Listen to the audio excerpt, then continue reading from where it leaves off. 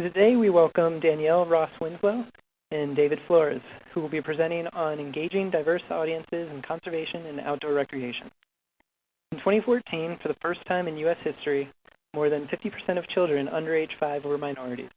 Changing demographics have led to increased efforts to diversify mainstream conservation and outdoor recreation, which have privileged white middle-class constituents. Public land management agencies have implemented initiatives and policies to increase recruitment and retention of diverse personnel and increase diversity, equity, and inclusion among outdoor recreationists who visit their lands. Despite some gains, significant progress has not been made. So we're going to start with Danielle Ross-Winslow, who will discuss research examining agency factors that affect workforce and constituent diversity, equity, and inclusion, recommendations for improvement, and efforts by the U.S. Fish and Wildlife Service to bring about change. Danielle is a conservation social scientist whose work focuses on understanding human thought and behavior to improve conservation planning and decision-making. Well, we'll see how it goes. Okay, well, thank you, James, for the introduction, myself, and my presentation. As we mentioned, I'm Danielle Ross-Winslow with the U.S. Fish and Wildlife Services Branch of Human Dimensions here in Fort Collins. And I'm going to talk today about, in general, efforts to increase diversity, equity, and inclusion by public land management agencies, both in terms of our recruitment and retention of personnel, and in terms of who we're engaging in outdoor recreation on our lands and in our public engagement processes for decision making and other public engagement efforts. So I will ground us a little bit in the past and then look at where things are today in terms of the diversity in our agencies and in our constituency, and talk about some factors that affect that and ways that we're working to bring about change. Okay, we're going to switch microphones, so hopefully that works out better for folks joining us remotely. Sorry for the audio troubles. So now we're going to take a look. So where are we today in terms of what our visitation looks like in terms of diversity? Starting with who visits national wildlife refuges. So we have data from 2010, 2011 National Wildlife Refuge Visitor Survey, and it shows that, as far as education goes, our visitors have a higher educational attainment than the general population slightly. And then in terms of household income, we have a slightly higher household income, median household income as well, with the general population around 53,000. And then looking at race and ethnicity, not very representative of the demographics of the United States, with 96% of our visitation white and only 4% Latino, and very small percentages of other groups represented. And this wasn't significantly different in rural, suburban, urban areas, so pretty consistent. And looking at the Park Service, a nationwide survey in 2000 found that different demographic groups visited the national park at different rates. So in the past 2 years, only 13% of blacks said they had visited a national park, 27% of Latinos, compared to 36% of whites. In addition, a 2010 review of surveys that were conducted in national parks, so surveys conducted in national parks in the summer of 2010, the review of those, found that overwhelmingly white visitation, as high as 90% or more in most cases. And then, if you look at other trends by other agencies, they're very similar. And at recreation in general, a study by the Outdoor Foundation on Youth in the Outdoors found that 79% of youth are white as well. And so then, what does it look like for our workforce? Well, in the Fish and Wildlife Service, in 2015, about 82% of our employees were white, only 6.5% Latino, 4.7% Black, 2% Asian, and very small percentages of other groups. And slightly higher male representation than female. And this is very similar for the National Park Service as well. Sorry, I don't have examples from every agency, a couple to show you here. But very similar with 83% white employees and a higher representation of male than female here. There was a 2014 report, the most comprehensive look at diversity in environmental organizations. It represented 191 nonprofit groups, 74 government organizations, and 28 grant-making foundations. And they found despite increasing diversity in the U.S., that minorities weren't really represented in these organizations, no higher than 16%. And that representation in leadership was even lower at only about 12%. So the diversity was more in lower ranks than higher ranks. They also found that members and volunteers are predominantly white, and really concluded that the state of racial diversity in environmental organizations is troubling.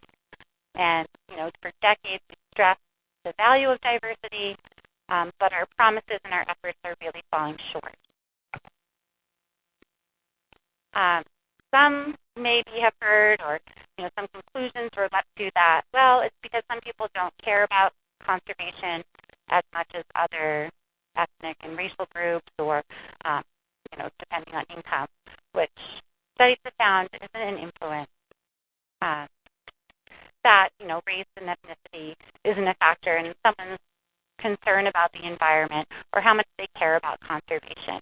And in fact, although mainstream conservation may be populated by white, upper middle class, countless people outside of that care about the environment. And specifically in the 2009 study of voters, they found that oftentimes African American and Latino voters had more willingness to pay for additional money for conservation, so more willing to pay own money towards supporting conservation, and had higher levels of concern for environmental issues like global warming and loss of habitat for Fish and Wildlife Service. So where this chart represents the percentage of people who said that it was an extreme or very serious problem.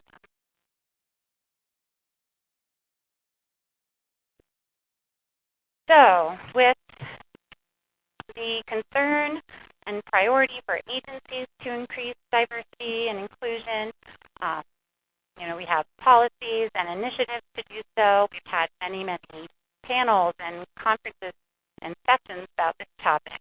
And then we have, the public who does care about these issues, a lot of the same things we care about and that we work to protect. So what are the factors that have kept land management agencies from reaching those goals and being more diverse and inclusive? There is a lot of research that looks at those questions, and some look at, what are the preferences and barriers from the perspective of the public and those different groups. And less research, but what we'll focus on today, looks at what are the institutional and structural barriers that agencies themselves may create or unknowingly, and this might perpetuate, but not unknowingly. And so that may inhibit program access and opportunity for diverse constituents. So that's what I'm going to talk about, the types of issues and barriers that exist within agencies, and what this looks like from an agency perspective. So interviews and other surveys with staff. I think it's really important to pair that data with what's been learned from external audiences, because I think sometimes they illuminate barriers that may be institutional but may be difficult for us to identify. So things like research by the U.S. Forest Service, Chavez in 2000, that showed several racial and ethnic groups experience or perceive varying levels of discrimination and bigotry in outdoor recreation environments, including by staff. That might be something for us to say, oh, we demonstrate this in our protected areas.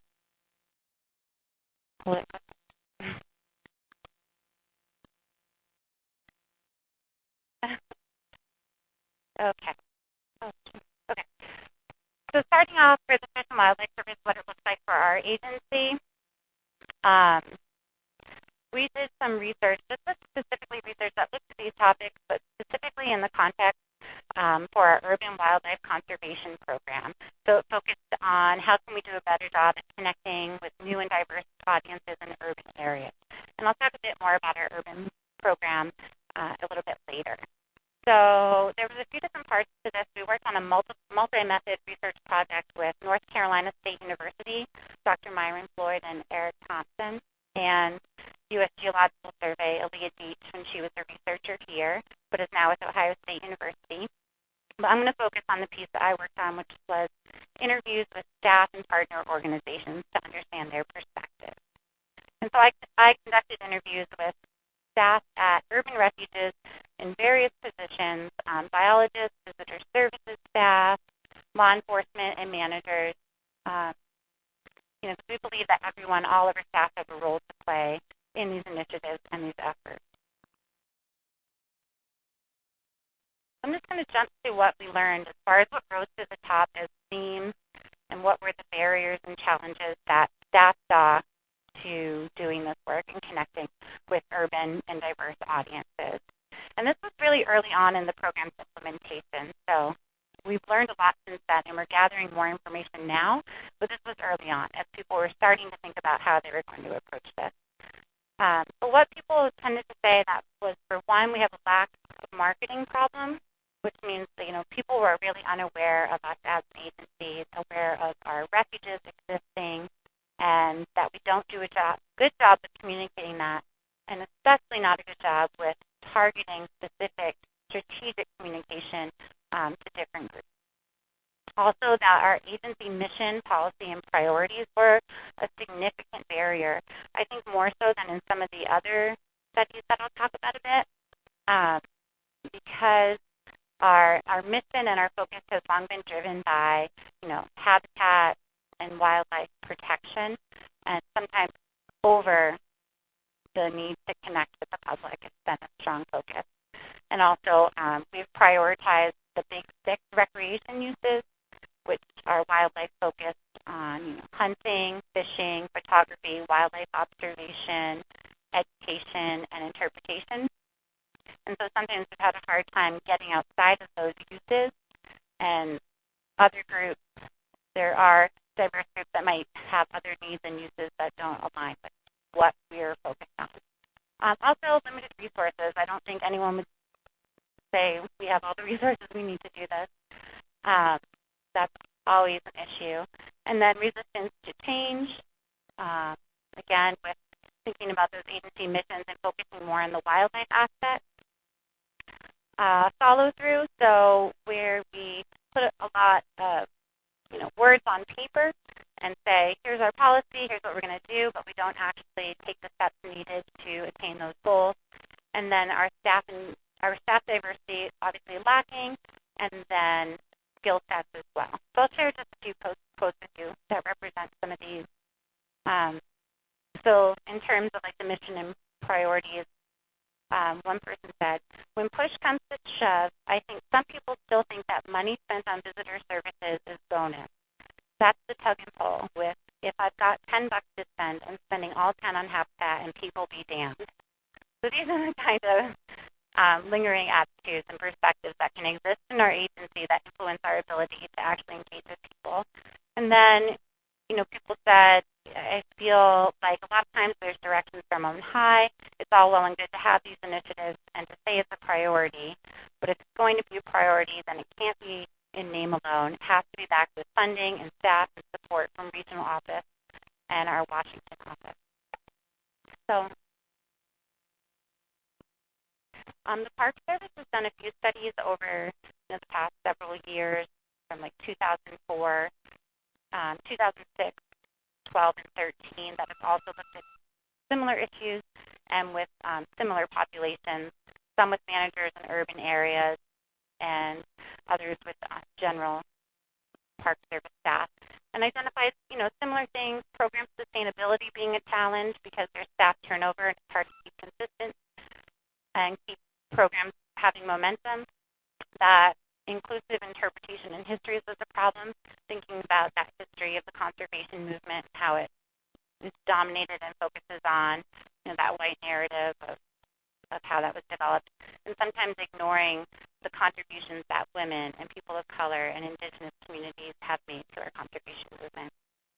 They also identify media and communication as lacking in having targeted and strategic communication of the problem.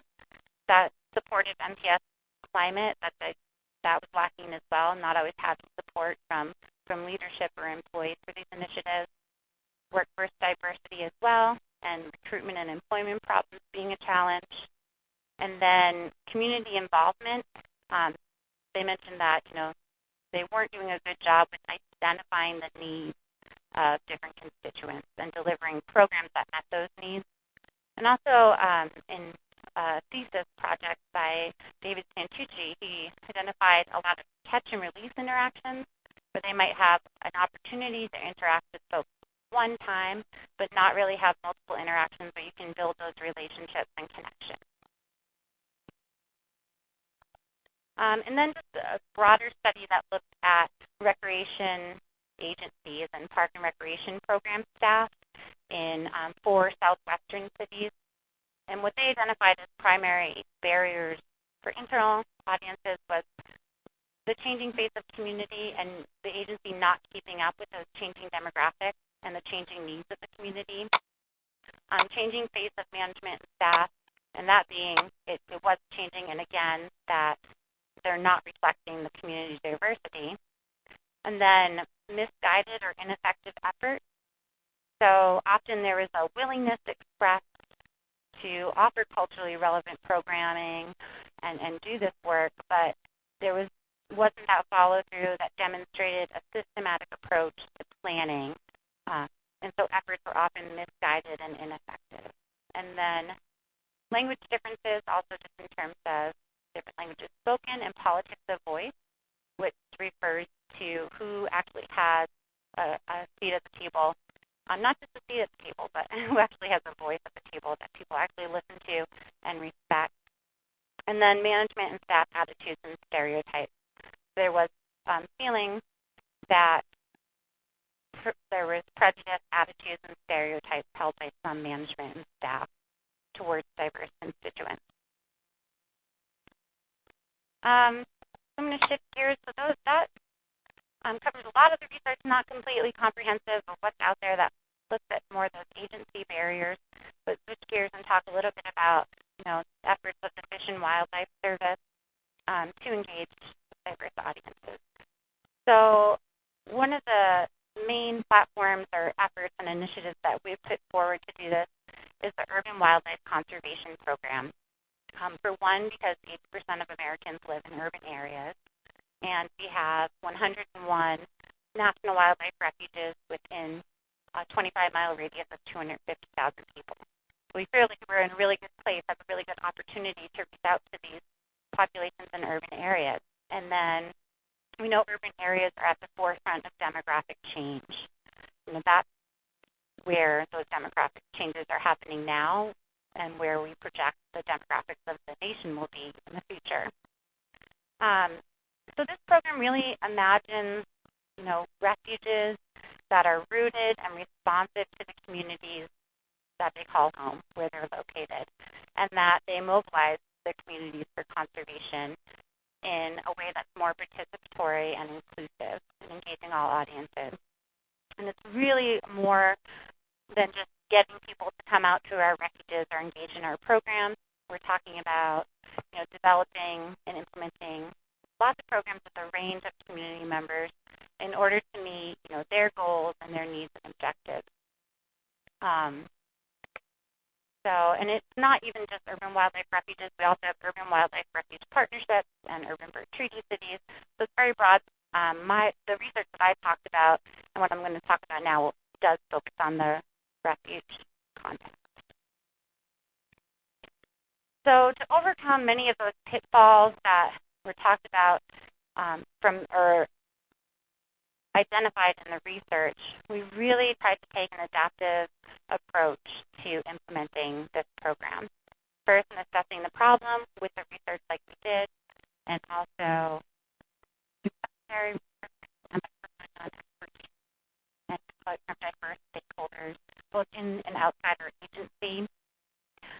In the design of the program, we have had a lot of national level support and people working on, designing a national structure for the program, and I'll talk a little bit about our standards of excellence that were in that framework.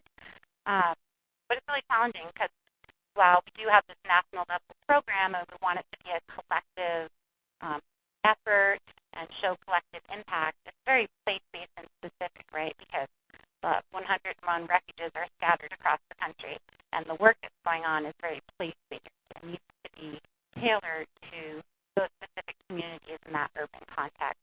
So there's been this real interchange between designing things at the national level, support resources to support that effort that's going on at a very local level.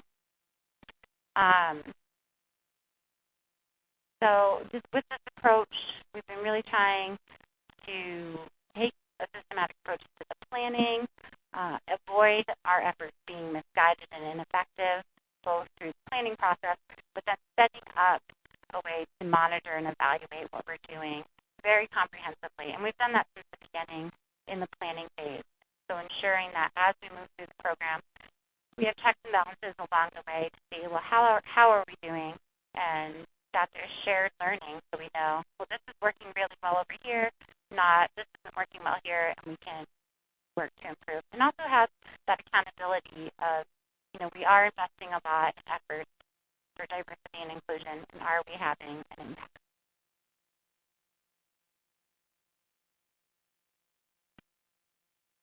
So the standards of excellence were developed early on for the program to serve as that overarching framework for refuges in urban areas. And we identified several areas that, based on the research and other things that are important for refuges to focus on in order to be excellent partners in conservation with their urban communities. We know that we need to know more about our communities and how to relate to different communities because we don't have necessarily that institutional knowledge or skills on how to engage diverse audiences. Connecting urban people with nature via stepping stones of engagement, which really focuses on offering opportunities for people at all levels, whether they're experts in the outdoors or it may be the first time they're getting into the outdoors. Building partnerships is a huge key. We know we can't do this alone. Being a community asset, ensuring adequate long-term resources, providing that equitable access, ensuring visitors feel safe and welcome, and modeling sustainability. And when we develop these, we develop them with measurable goals and objectives. So again, along the way, we can monitor and evaluate how we're doing, both in implementing this and then down the road in evaluating our success and how much outcomes we affect in the audiences that we're reaching. So just as an example, I'm going to use our SoCal Urban Wildlife Refuge Program. They were one of the first refuges. This is implemented by the San Diego National Wildlife Refuge Complex. And they were one of the first refuges that our agency invested additional funding in to implement this program. And so they've been working since 2014 to really meet these standards of excellence. And as you'll see, we've set that down across the Southern California area, San Diego, and then closer up to Los Angeles with many partnerships that are focused on meeting those standards. And they've engaged over 12,000 individuals, teachers, youth, and others in these projects. Calendar years 2014 to 2015, they worked with 10 partner organizations that directly engaged 12,243 students, community members, teachers, visitors, and volunteers through education programs, outreach, and community service opportunities. And they also used media and leveraged support of the project effort and had over 2 million media impressions. So the partnership piece is really big, and they're doing a lot of work with partners.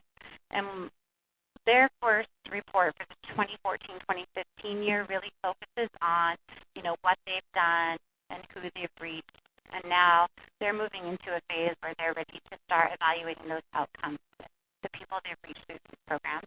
And they're looking at things like, increases in knowledge gained about the environment and increases in support and other areas for conservation.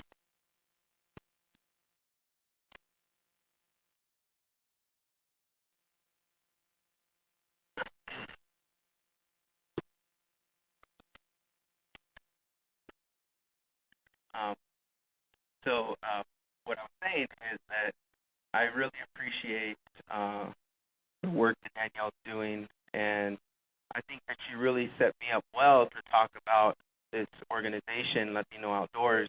And I'm really excited to talk about the organization because I think they're doing a lot of really cool things. And what I'm going to talk about is based on a paper that I currently have under review at the Journal of Parks and Recreation Administration. So it's a little plug for that. I'll send it to you if it gets published. But this is the first time that I talk about this paper in a presentation format.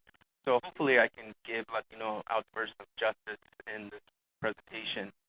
And, this presentation, it's really about story.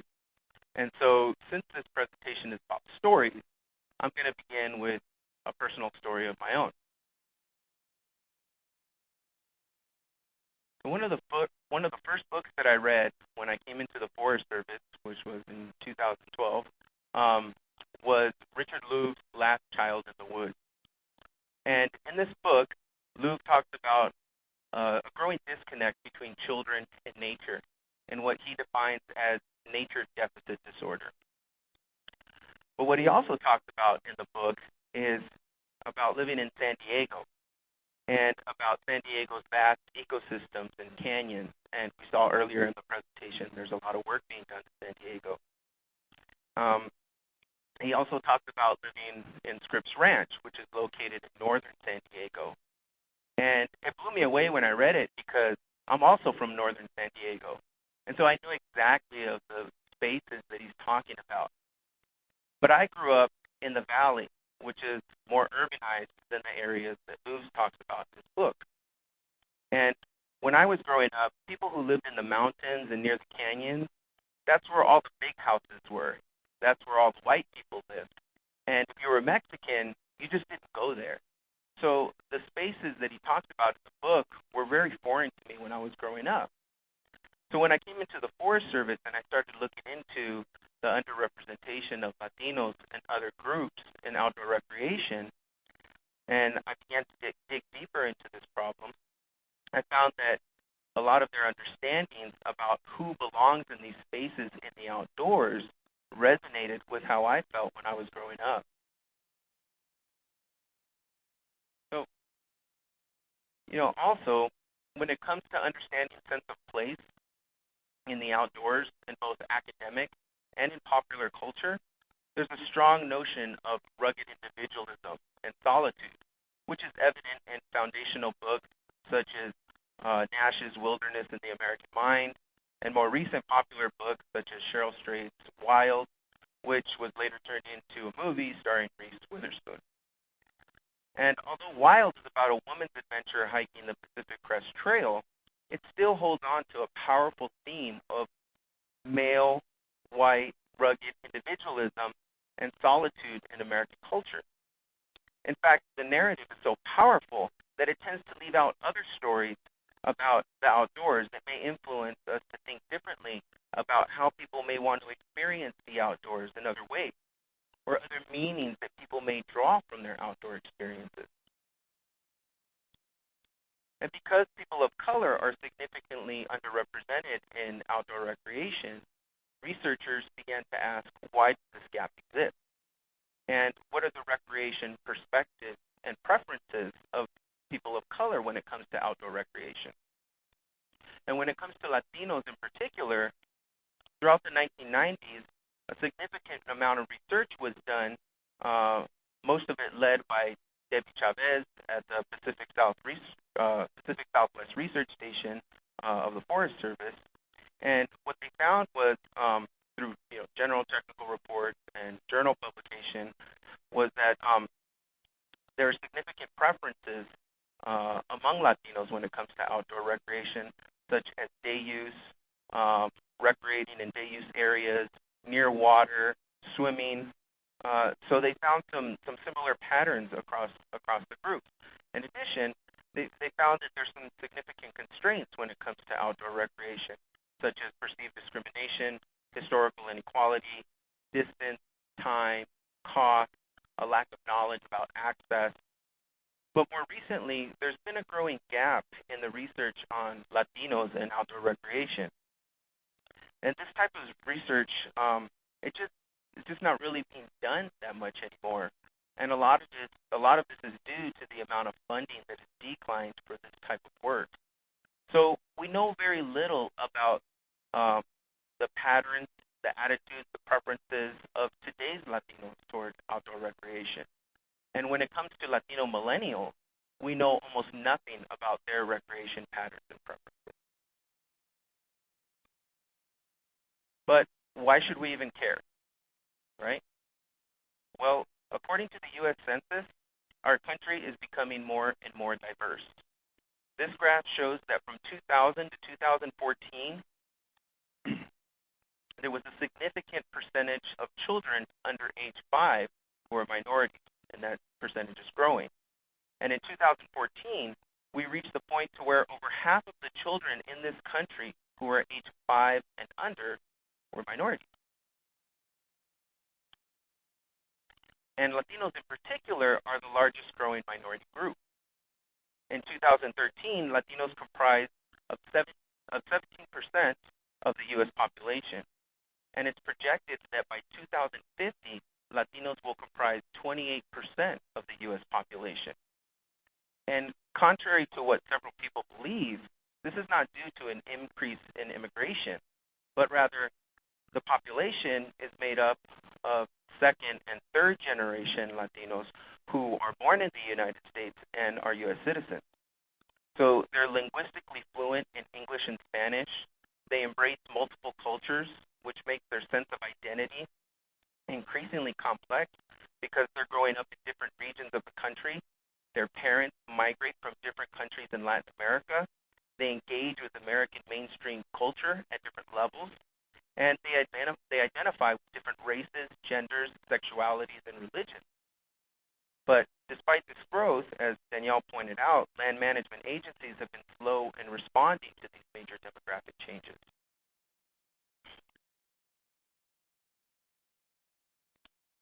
So one group who is working to bridge this gap in outdoor recreation in the Latino community is an organization known as Latino Outdoors.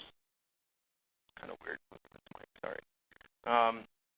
So in January 2013, its founder, Jose Gonzalez, began a Facebook page simply looking for other Latinos who would be interested in participating in outdoor recreation activities.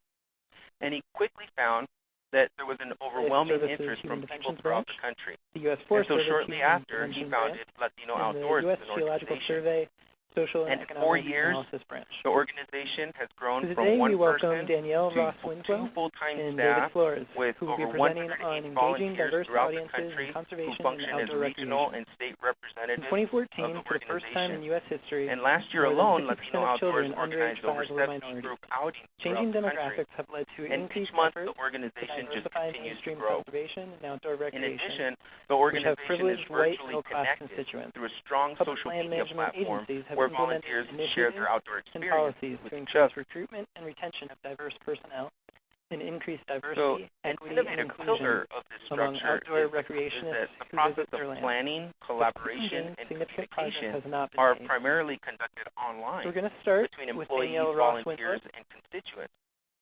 So with its robust online presence, Outdoors is an organization. And in 4 years, the organization has grown from one person to 2 full-time staff with over 180 volunteers throughout the country who function as regional and state representatives of the organization. And last year alone, Latino Outdoors organized over 70 group outings throughout the country. And each month, the organization just continues to grow. In addition, the organization is virtually connected through a strong social media platform where volunteers share their outdoor experiences with each other.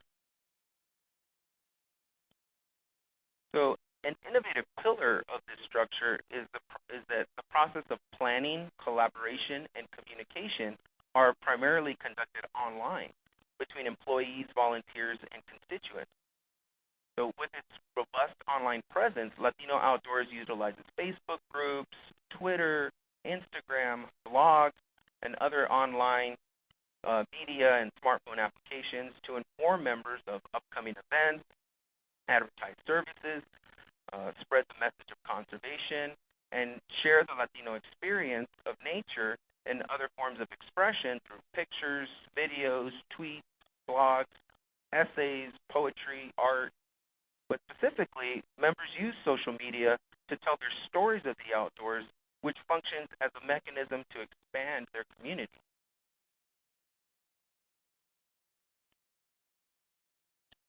So the Latino Outdoors Facebook is organized into Facebook groups, which they're made available to anyone, and they have really important information about organizational aims and biographies of employees and volunteers who make up Latino Outdoors. Facebook groups are used as a means to connect interested participants to event functions, and as a source to post specific information about outings, lectures, about film viewing. So in sum, there is no building or particular regional area that limits the growth of Latino Outdoors. And its powerful online presence, it does more than bring together a group of outdoor enthusiasts. The group's virtual platform is actually working to create environmental awareness across the 55 million Latinos across the country and foster a sense of belonging on America's public land.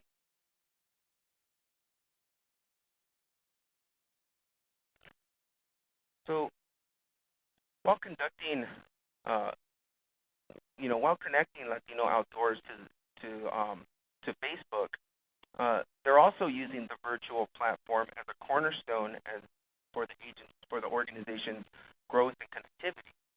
So it's hosting of tangible outdoor events where deep connections to the natural environment and to the organization are made. So the organization's outings and engagements with Latino families throughout the country are building respect and trust with the community because they're grounding both the experience of being in outdoors as harmonious with a Latino identity and culture. In other words, Latino Outdoors is leading an effort to build a powerful sense of belonging in which Latinos refuse to remain excluded from physical and social spaces outside of their neighborhoods.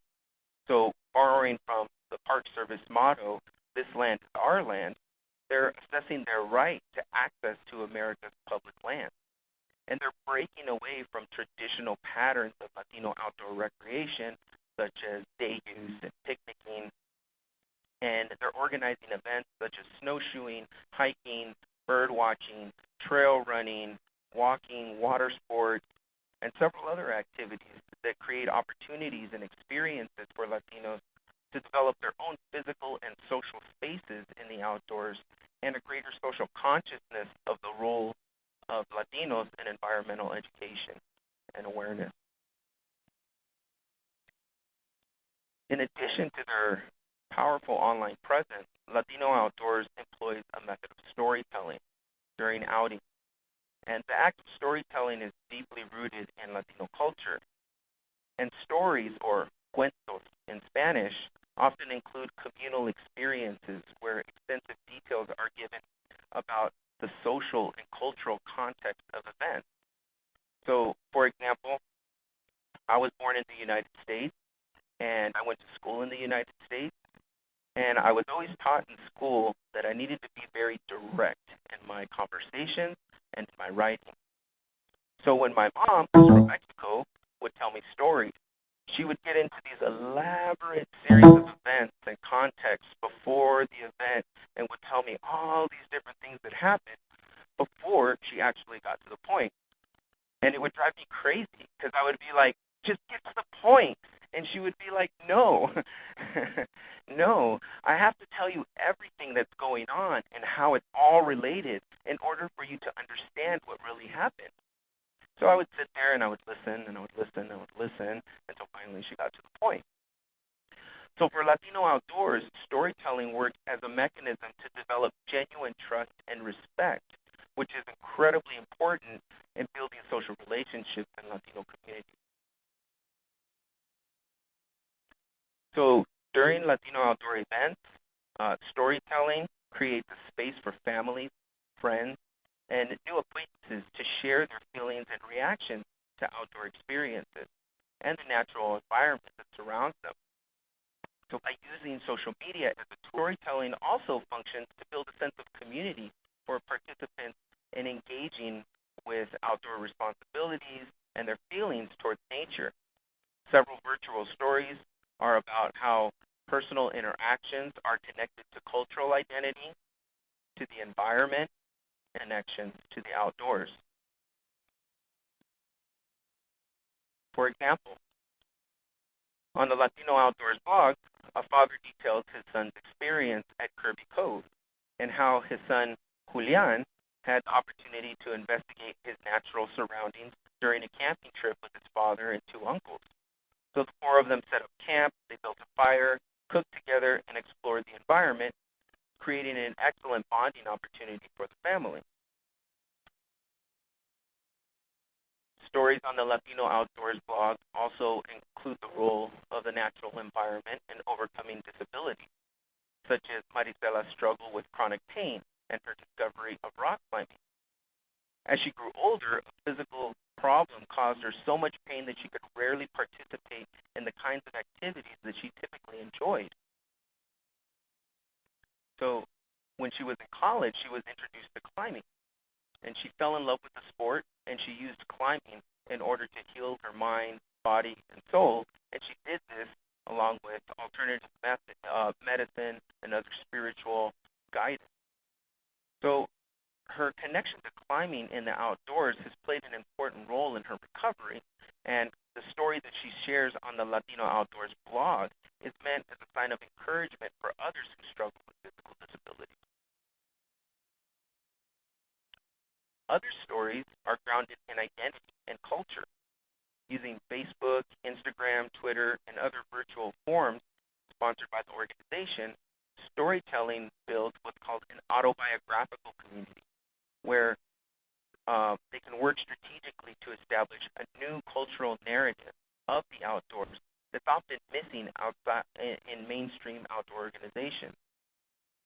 So as Efrain describes in the post here, that he calls, quote, a Chicano's experience outdoors, I'll go ahead and read this quote directly from his post.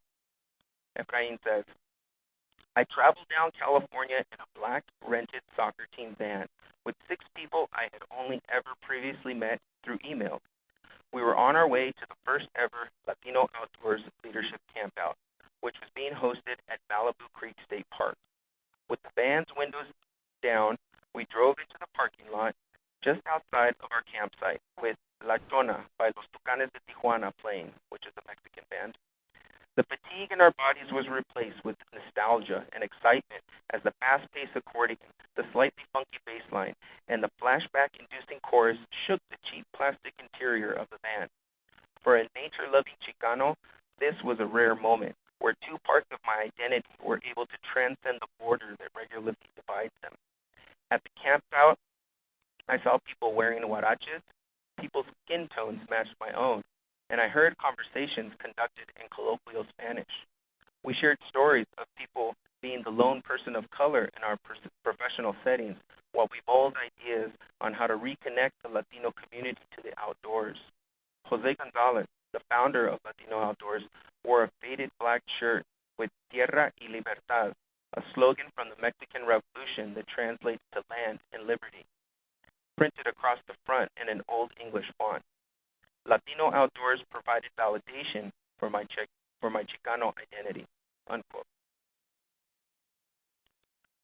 So the stories of Latino Outdoors experiences, rock climbing, camping, hiking, and participating in collective events with other Latinos open what the French theorist Michel Foucault called a complex field of discourse, within which the Latino outdoor experience can be defined outside mainstream boundaries of outdoor recreation experiences and narratives.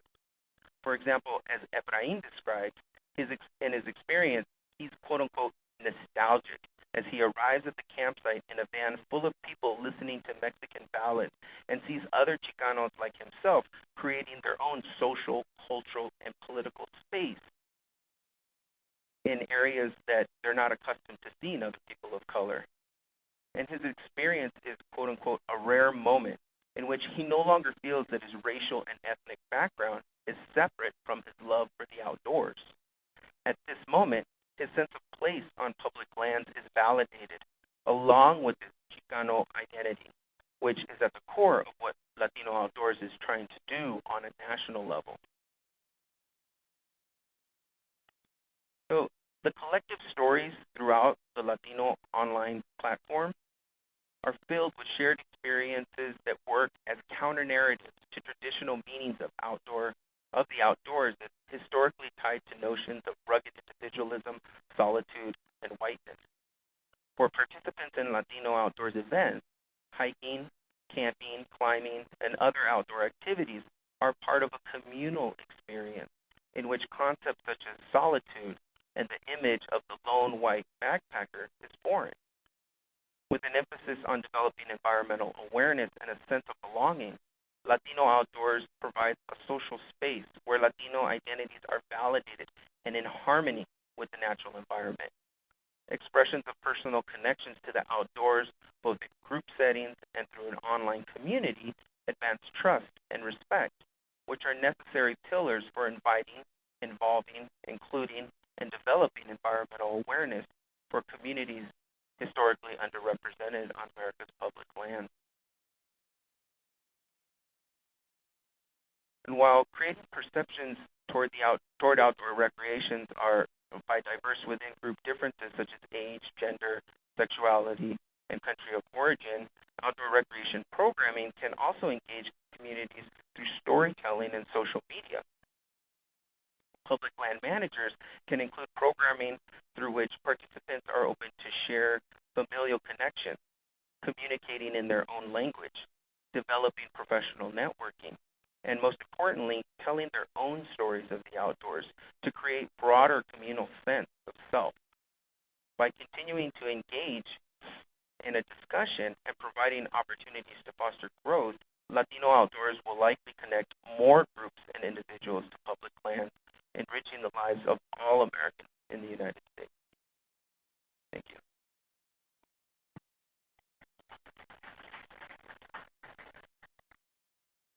Own social, cultural, and political space in areas that they're not accustomed to seeing other people of color. And his experience is, quote-unquote, a rare moment in which he no longer feels that his racial and ethnic background is separate from his love for the outdoors. At this moment, his sense of place on public lands is validated, along with his Chicano identity, which is at the core of what Latino Outdoors is trying to do on a national level. So the collective stories throughout the Latino online platform are filled with shared experiences that work as counter-narratives to traditional meanings of the outdoors that historically tied to notions of rugged individualism, solitude, and whiteness. For participants in Latino outdoors events, hiking, camping, climbing, and other outdoor activities are part of a communal experience in which concepts such as solitude and the image of the lone white backpacker is foreign. With an emphasis on developing environmental awareness and a sense of belonging, Latino Outdoors provides a social space where Latino identities are validated and in harmony with the natural environment. Expressions of personal connections to the outdoors, both in group settings and through an online community, advance trust and respect, which are necessary pillars for inviting, involving, including, and developing environmental awareness for communities historically underrepresented on America's public land. And while creating perceptions toward outdoor recreations are by diverse within group differences such as age, gender, sexuality, and country of origin, outdoor recreation programming can also engage communities through storytelling and social media. Public land managers can include programming through which participants are open to share familial connections, communicating in their own language, developing professional networking, and most importantly, telling their own stories of the outdoors to create broader communal sense of self. By continuing to engage in a discussion and providing opportunities to foster growth, Latino Outdoors will likely connect more groups and individuals to public lands, enriching the lives of all Americans in the United States.